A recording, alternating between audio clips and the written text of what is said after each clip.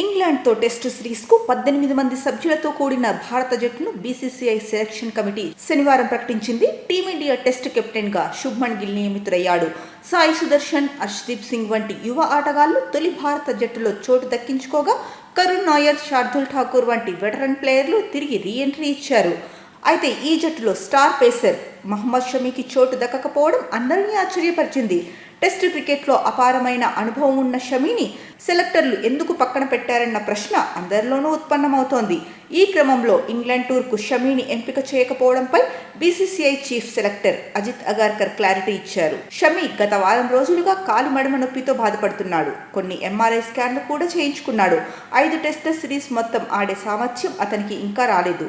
సుదీర్ఘ spells bowling చేస్తే షమీపై వర్క్లోడ్ పడుతోంది. మా వైద్య బృందం సూచన మేరకు అతడిని ఈ సిరీస్కు పక్కన పెట్టాల్సి వచ్చింది. షమీ ఈ సిరీస్కు ఫిట్గా ఉంటాడని మేము కూడా ఆశించాము. కానీ దురదృష్టవశాత్తు అతడు ఇంకా పూర్తి ఫిట్నెస్ సాధించలేదు. ఫిట్నెస్ లేని ప్లేయర్ల ఎంపిక చేయడం కంటే వేరే ఆటగాడికి అవకాశం ఇవ్వడం ఉత్తమమని భావించాం. అందుకే షమీని ఇంగ్లాండ్ టూర్కు ఎంపిక చేయలేదని ప్రెస్ కాన్ఫరెన్స్లో అగార్కర్ స్పష్టం చేశారు. షమీ తన చివరి టెస్టు మ్యాచ్ WTC ఫైనల్ 2023లో ఆస్ట్రేలియాపై ఆడాడు. 34 ఏళ్ల మహమ్మద్ షమీ తన కెరీర్లో ఇప్పటి వరకు 64 టెస్టు మ్యాచ్లు ఆడి 229 వికెట్లు పడగొట్టాడు. అతడి అకాడమీ 3.30గా ఉంది.